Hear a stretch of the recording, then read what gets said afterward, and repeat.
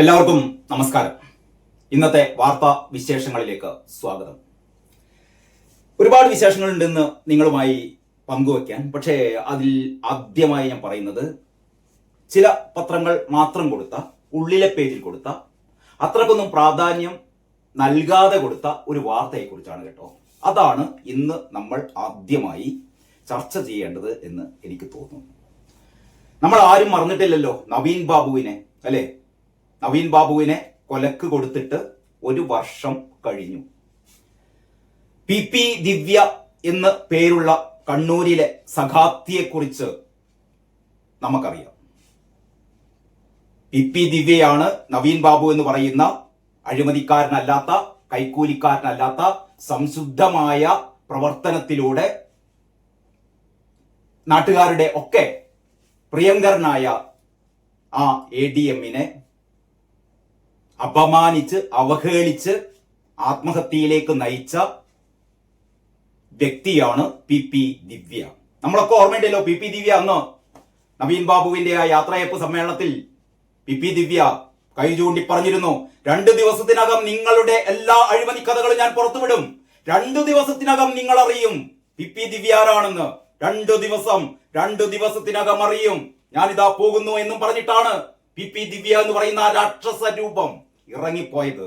ആ പോക്ക് നമ്മുടെ ഒന്നും മനസ്സിൽ നിന്നും മായില്ല കൂട്ടരെ, അല്ലേ? നവീൻ ബാബു ഇതൊക്കെ കേട്ട് അപമാനിതനായിരിക്കുമ്പോ ദിവ്യയുടെ തൊട്ടടുത്ത് ദിവ്യയുടെ സംരക്ഷകനായ കളക്ടർ മൂക്കിങ്ങനെ തലോടിക്കൊണ്ട് ആസ്വദിക്കുകയായിരുന്നു. ആ കാഴ്ചയും നമ്മൾ കണ്ടതാണല്ലേ. 2 ദിവസം എന്ന് പറഞ്ഞിട്ട് ഇതാ കൊല്ലം 2 പി ദിവ്യ പറയണം, എന്തായിരുന്നു നവീൻ ബാബു ചെയ്ത ആ അഴിമതി കഥ എന്ന് പറയണം ദിവ്യ.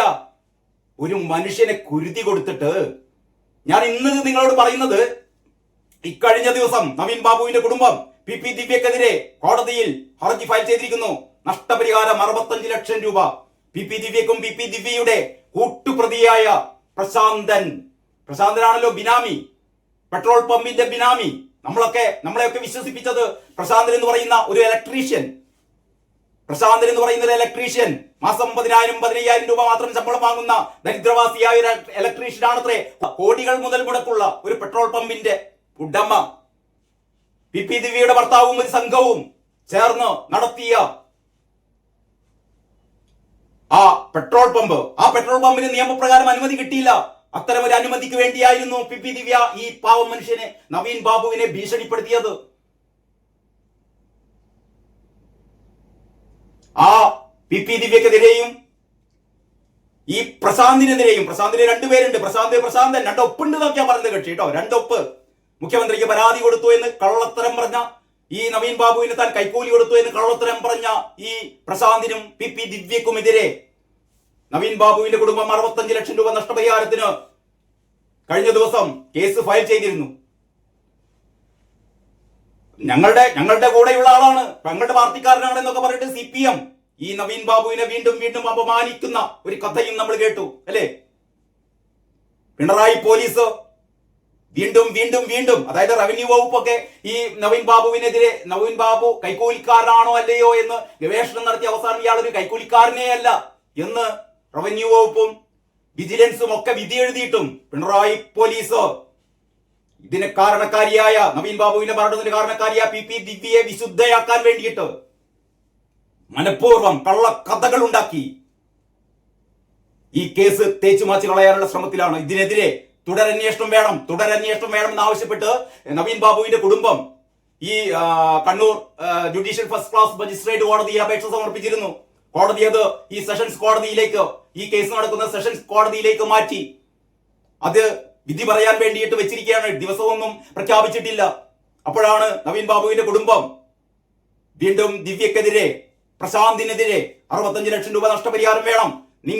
നിങ്ങളാണ് കൊന്നത്, നിങ്ങളാണ് അഴിമതിക്കാരനല്ലാത്ത ഒരാൾ അഴിമതിക്കാരൻ എന്ന് പൊതുമധ്യത്തിൽ അവഹേളിച്ച് അപമാനിച്ച് മരണത്തിലേക്ക് നയിച്ചത്. നവീൻ ബാബുവിന്റെ മരണത്തിന് ഉത്തരവാദികൾ പി ദിവ്യയും പ്രശാന്തും തന്നെയാണ്. ഞങ്ങൾക്ക് 65 ലക്ഷം രൂപയാണ് നഷ്ടപരിഹാരമായി വേണ്ടത് എന്ന് നവീൻ ബാബുവിന്റെ കുടുംബം ആവശ്യപ്പെട്ടപ്പോ പി ദിവ്യയുടെ ഒരു ഫേസ്ബുക്ക് പോസ്റ്റ് ഉണ്ട് കേട്ടോ. നമ്മളൊക്കെ ഓർക്കേണ്ടത് എന്താണെന്ന് അറിയോ? പിണറായി വിജയനെ ഓർക്കണം കേട്ടോ. ആദ്യം, എന്നിട്ട് വേണം പി പി ദിവ്യയുടെ ഈ ഫേസ്ബുക്ക് പോസ്റ്റ്. എന്തുകൊണ്ട് പി പി ദിവ്യ ഈ ഫേസ്ബുക്ക് പോസ്റ്റ് എഴുതി? നവീൻ ബാബുവിനെതിരെ. നവീൻ ബാബു മരിച്ചിട്ടും നവീൻ ബാബുവിനെ യഥാർത്ഥത്തിൽ കൊന്നു എന്ന് തന്നെ പറയണം. നവീൻ ബാബുവിനെ പച്ചക്ക് കൊല്ലുകയായിരുന്നു പി പി ദിവ്യ. പി പി ദിവ്യയുടെ, അതായത് ഒരു മനുഷ്യനെ കൊല്ലാൻ 51 വെട്ടുവെട്ടി കൊല്ലണമെന്നൊന്നും ഇല്ല കേട്ടോ. ടി പി ചന്ദ്രശേഖരനെ 51 വെട്ടി കൊന്ന അതേപോലെയാണ് പി പി ദിവ്യ തന്റെ നാവുകൊണ്ട്, തന്റെ പിഴച്ച നാവുകൊണ്ട്, തന്റെ വൃത്തികെട്ട നാവുകൊണ്ട്, തന്റെ ചത്ത നാവുകൊണ്ട് ആ പാവം മനുഷ്യനെ കുരുതി കൊടുത്തു കേട്ടോ. അന്ന് ടി പി ചന്ദ്രശേഖരനെ 51 വെട്ടി കൊന്നപ്പോ കാരണഭൂതം പറഞ്ഞ എന്താണെന്ന് അറിയോ? അയാൾ കുലംകുത്തിയാണ്, മരിച്ചാലും കുലംകുത്തിയാണ് എന്ന് പറഞ്ഞ വെറുക്കപ്പെട്ടവനാണ്, നിന്ദ്യനാണ് ഈ പിണറായി വിജയൻ. കേരളം ഞെട്ടി. മരിച്ചുപോയ മനുഷ്യനെ കുറിച്ച് ആരും ഇങ്ങനെ പറയാറില്ല.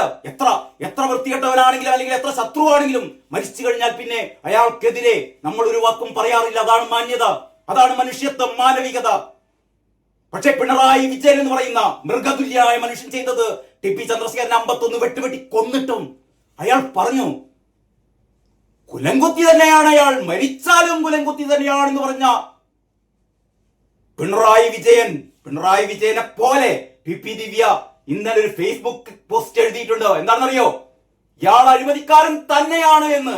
അഴിമതിക്കാരൻ അങ്ങനെ ആരും വെള്ള പൂശണ്ട എന്ന് പി പി ദിവ്യ എന്ന് പറയുന്ന ആ സഖാത്തി പറഞ്ഞത് കേട്ടിട്ട് യഥാർത്ഥത്തിൽ ഇന്ന് ഈ ഒരുപാട് വാർത്തകൾ, ശബരിമല സ്വർണ്ണക്കൊള്ളയെ സംബന്ധിച്ചും പി എം ശ്രീയെ കുറിച്ചുമൊക്കെയുള്ള ഒരുപാട് വാർത്തകൾ ഇങ്ങനെ വരുമ്പോഴും എന്നെ ഏറ്റവും അധികം ആകുലപ്പെടുത്തിയത് ഈ പി പി ദിവ്യയുടെ ഫേസ്ബുക്ക് പോസ്റ്റ് ആയിരുന്നു കേട്ടോ.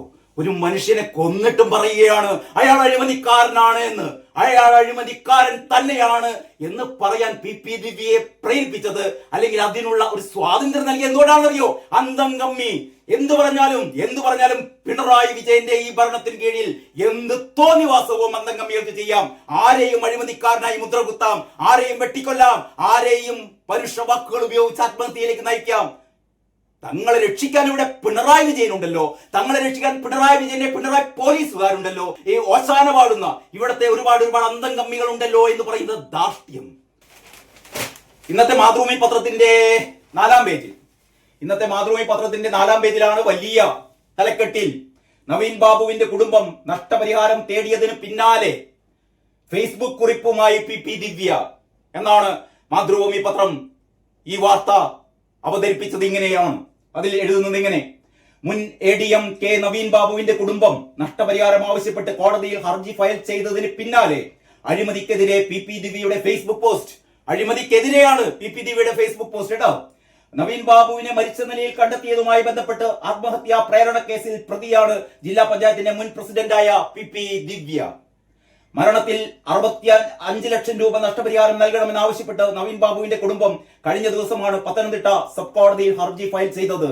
പി പി ദിവ്യ, നവീൻ ബാബു കൈക്കൂലി വാങ്ങിയെന്ന് ആരോപണം ഉന്നയിച്ച ടി.വി. പ്രശാന്തൻ എന്നിവരാണ് എതിർകക്ഷികൾ. ഇതിന് പിന്നാലെയാണ് വിജിലൻസ് ബോധവൽക്കരണ വാരാചരണവുമായി ബന്ധപ്പെട്ട വീഡിയോ ദിവ്യ പങ്കുവച്ചത്. അതിന്റെ കൂടെ ദിവ്യ ഇങ്ങനെ എഴുതിയിരിക്കുന്നു: അഴിമതി അവകാശമാക്കാൻ ശ്രമിക്കുന്നവരും ശ്രദ്ധിക്കണം. പി പി ദിവ്യയുടെ ഫേസ്ബുക്ക് പോസ്റ്റാണ് കേട്ടോ. നമ്മളൊക്കെ മനസാക്ഷി മരവിച്ചു പോയവരായതുകൊണ്ടാണ് പി പി ദിവ്യയൊക്കെ ഈ കോലത്തിൽ ഇപ്പോഴും ഇങ്ങനെ പ്രതികരിക്കുന്നത് കേട്ടോ. ഒരു മനുഷ്യരെ കൊന്നിട്ട് ഒളുപ്പും മാനവും ഇല്ലാതെ പി പി ദിവ്യ എഴുതുകയാണ്. എന്താണെന്നറിയോ? അഴിമതി അവകാശമാക്കാൻ ശ്രമിക്കുന്നവരും അഴിമതിക്കാരെ വിശുദ്ധരാക്കാൻ അധ്വാനിക്കുന്നവരും ഉള്ളപ്പോൾ എങ്ങനെ പ്രതികരിക്കാനാണ് എന്നാണ് പി പി ദിവ്യ എന്ന് പറയുന്ന ഈ കൊലപാതകി. അങ്ങനെ തന്നെ പറയണം. ഇൻവെർട്ടഡ് കോമയിൽ കൊലപാതകി. ഞാൻ നേരത്തെ പറഞ്ഞ പോലെ, അതായത് ഒരു മനുഷ്യനെ കൊല്ലാനേ 51 വെട്ടുവെട്ടണമെന്നൊന്നുമില്ല. പി പി ദിവ്യയുടെ നാവ് പോലുള്ള വിഷം വമിപ്പിക്കുന്ന, വിഷം ചീറ്റുന്ന, അല്ലെങ്കിൽ അത്രമാത്രം വിഷമുള്ള ഒരു നാവ് മാത്രം മതി കേട്ടോ. എന്നിട്ട് പി പി ദിവ്യ പറയുകയാണ് അഴിമതിയെ വെള്ളപൂശാൻ ശ്രമിക്കുന്നു അത്രേ.